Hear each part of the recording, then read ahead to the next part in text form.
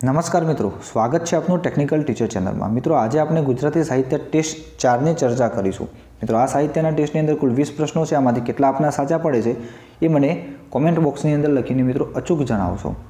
સાથે સાથે મિત્રો, દલપતરામની કૃતિઓ અને દલપતરામની અગત્યની પંક્તિઓની પીડીએફ ફાઇલ પણ મિત્રો નીચે ડિસ્ક્રિપ્શન બોક્સની અંદર મૂકેલી છે।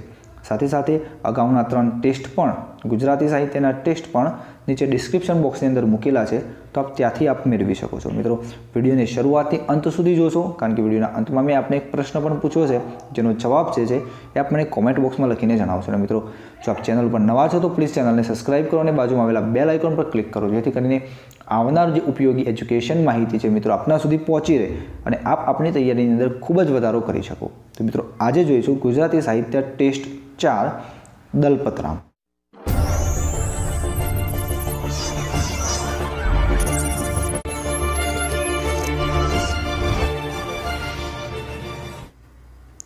एक, दलपतराम कया युगना प्रथम कवि हता?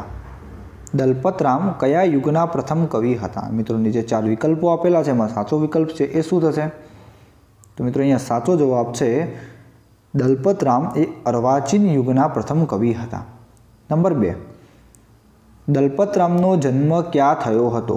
दलपतरामनो जन्म क्या थयो हतो? तो मित्रों, अहींया साचो जवाब आवशे विकल्प ए वढवाण खाते। नंबर 3, गुजराती साहित्यनु प्रथम अनुवादित नाटक कयुं छे? गुजराती साहित्यनु प्रथम अनुवादित नाटक कयुं छे?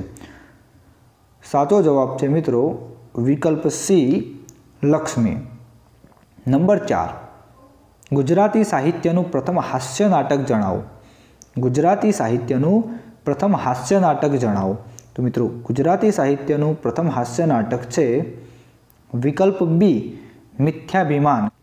5, एलेक्जेंडर फार्बसे गुजरात वर्नाक्युलर सोसायटी स्थापना क्यारे करी हती? एलेक्जेंडर फार्बसे गुजरात वर्नाक्युलर सोसायटी स्थापना क्यारे करी हती? मित्रों, तो अहींया साचो जवाब छे विकल्प डी 26 डिसेम्बर 1848 में। नंबर 6, दलपतरामे कया पात्रने अमर पात्र बनाव्युं हतुं? दलपतरामे कया पात्रने अमर पात्र बनाव्युं हतुं? तो मित्रों, अहींया साचो जवाब थशे विकल्प ए जीवराम भट्ट। नंबर 7, फार्बस साहेबे दलपतरामने कया बिरुदथी नवाज्या हता? फार्बस साहेबे दलपतरामने कया बिरुदथी नवाज्या हता? साचो जवाब छे विकल्प सी कविश्वर। मित्रों, अहींया बाकीना 3 विकल्पो एटले लोकहित चिंतन कवि, सभारंजन कवि अने गुजराती वाणी राणीना वकील, मित्रों आ 3 जे छे ए दलपतरामना तखल्लुस उपनाम छे अने साथे साथे कविश्वर पण तेमनुं उपनाम छे। नंबर 8, दलपतरामने कम्पेनियन ऑफ इंडियन नो खिताब कोने आप्यो हतो? दलपतरामने कम्पेनियन ऑफ इंडियन नो खिताब छे ए कोणे आप्यो हतो? साचो जवाब छे विकल्प ए अंग्रेज सरकार। नंबर 9, गुजराती साहित्यनो प्रथम वार्ता संग्रह कयो छे? गुजराती साहित्यनो प्रथम वार्ता संग्रह कयो छे? तो मित्रों, अहींया साचो जवाब छे विकल्प बी तार्किक बोध, के जे दलपतरामनी रचना छे। नंबर 10, कोने दलपतरामने गरबी भट्ट कह्या छे? मित्रों, कोणे दलपतरामने गरबी भट्ट तरीके नवाज्या छे? तो मित्रों, अहींया साचो जवाब छे विकल्प डी नर्मद। नंबर 11, बुद्धिप्रकाश सामायिकना प्रथम तंत्री कोण हता? बुद्धिप्रकाश सामायिकना प्रथम तंत्री कोण हता? जवाब छे विकल्प बी दलपतराम। नंबर 12, पुनर्विवाह कृतिनो प्रकार जणावो। पुनर्विवाह कृतिनो प्रकार जणावो। तो मित्रों, अहींया साचो जवाब छे विकल्प बी निबंध। मित्रों, आ सिवाय दलपतरामे देवज्ञ दर्पण कयो देवज्ञ दर्पण निबंध लख्यो छे अने पुनर्विवाह। नंबर 13, गुजराती साहित्यमां सौप्रथम करुण प्रशस्त लखनार कवि कोण छे? गुजराती साहित्यमां सौप्रथम करुण प्रशस्ति लखनार कवि कोण छे?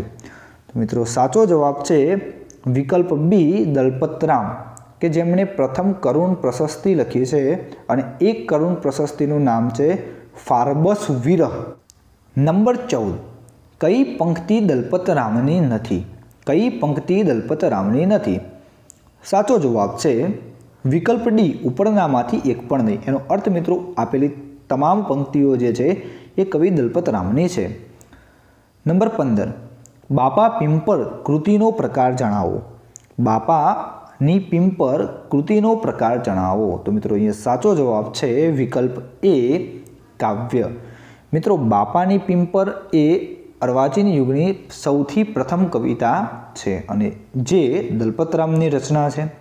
નંબર 16, ગુજરાતી સાહિત્યનો પ્રથમ કાવ્ય સંગ્રહ કયો છે? ગુજરાતી સાહિત્યનો પ્રથમ કાવ્ય સંગ્રહ કયો છે? તો મિત્રો સાચો જવાબ છે વિકલ્પ સી કાવ્યદોહન. નંબર 17, દલપતરામના પુત્રનું નામ શું હતું? દલપતરામના પુત્રનું નામ શું હતું? તો મિત્રો અહીંયા સાચો જવાબ થશે વિકલ્પ સી નાનાલાલ. નંબર 18, ભૂત નિબંધના લેખક કોણ છે? ભૂત નિબંધના લેખક કોણ છે? સાચો જવાબ છે વિકલ્પ બી દલપતરામ. નંબર 19, અર્વાચીન યુગ બીજા કયા નામે ઓળખાય છે? અર્વાચીન યુગ બીજા કયા નામે ઓળખાય છે? સાચો જવાબ છે વિકલ્પ સી એ અને બી બંને, એટલે કે સુધારક યુગ, નર્મદ યુગ અને અર્વાચીન યુગ પણ કહેવામાં આવે છે. નંબર 20, ફાર્બસ વિરહ એ શું છે? ફાર્બસ વિરહ એ શું છે? તો મિત્રો અહીંયા સાચો જવાબ છે વિકલ્પ ડી પ્રથમ કરુણ પ્રશસ્તિ. હવે મિત્રો દલપતરામની ખૂબ જ મહત્ત્વની કૃતિઓ આપણે અહીંયા એક નજર નાખી લઈએ. તો દલપતરામની કૃતિઓ છે તાર્કિક બોધ, હોપ વાંચનમાલા, માંગલિક ગીતાવલી, ફાર્બસ વિરહ, વેન ચરિત્ર, કાવ્યદોહન, ભૂત નિબંધ, જ્ઞાતિ નિબંધ, બાલ વિવાહ, દલપત પિંગલ. ત્યાર પછી મિત્રો કેટલાક કાવ્યની રચના પણ એમને કરેલી છે, જેમાં બાપાની પિંપર. આ મિત્રો બાપાની પિંપર છે અર્વાચીન યુગની પ્રથમ કવિતા છે. ત્યાર પછી ભોરો ભાભો, ભાદરવાનો ભીંડો, ઊંટ અને શિયાળ એ પણ ખૂબ જ અગત્યની કૃતિ છે. માખીનું બચ્ચું, શરણાઈવારો, કેડેથી નમેલી ડોસી અને ફાર્બસ વિલાસ. મિત્રો આટલા કાવ્યની રચના છે એ દલપતરામે કરી છે. ત્યાર પછી સંપાદનની અંદર જોઈએ તો શામળ સત્સઈ અને કથન સપ્તસતી, પદ્ય વાર્તાની અંદર કમરલોચની અને હીરાદંતીની રચના કરેલી છે. અને દીર્ઘ કાવ્યની અંદર હરિલીલામૃત ખૂબ જ અગત્યનો છે.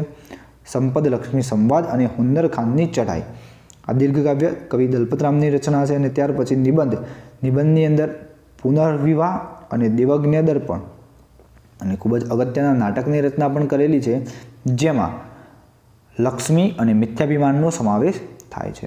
ત્યાર પછી મિત્રો હવે જોઈ લઈએ દલપતરામની કેટલીક અગત્યની પંક્તિઓ. અંધેરી નગરીને ગંડુ રાજા. મિત્રો ખૂબ જ અગત્યની પંક્તિ છે અને અગાઉ પરીક્ષાની અંદર એ પૂછાય છે અને પૂછાવાની શક્યતાઓ પણ રહેલી છે. ત્યાર પછી છે વાણી ગુજરાત રૂડી, રાણી જાની આજ, હું વજીર તેનો બની કરું તેનું શુભ કામ. ત્યાર પછી છે આવ ગીરા ગુજરાતી, તને અતિ શોભિત હું શણગાર સજાવું, જાણની પાસ વખાણ કરાવું, ગુણી જન્મા તુજ કીર્તિ ગજાવું. અક્કલ ઉધારે ન મરે, હેત ન કાટ વેચાય, રૂપ ઉછીનું ના મરે અને પ્રીત પરાણે ન થાય. આ પણ અગત્યની પંક્તિ છે. તોપમાં તો ઘોરા જોઈએ, બંદૂકમાં હોય ઘોરી, ભોજો ભગત તો એમ ભણે જે ફાગણ મહિને હોરી. ત્યાર પછી સાગ ઉપર કાગ બેઠો, રથે બેઠા રાણી, બંદા બેઠા માચીએ ને દુનિયા ડોરે પાણી. ત્યારબાદ જીવે તું જગમાહી, જીવે કવિતા જ્યાં સુધી, જ્યાં આદર, જ્યાં આવકાર, જ્યાં નેનામાં ને. દલપતરામની પંક્તિ છે મિત્રો. લાભ મર્યો તેથી લઈ, લોભી શેર લાગ્યા સંગરવારે. ત્યાર પછી છે માનવ જાતિ માત્ર, ભલે વસે સૌ ભૂમિમાં, લાખો કીડી પર લાડવો આખો, આખો મેલ્યો તો મરી જાય, મરતા સુધી મટે નહીં. અને મિત્રો છેલ્લી પંક્તિ છે સુસંપથી સર્વ સમૃદ્ધિ પામે, અને કુસંભથી વૈભવ વિત્ત પામે.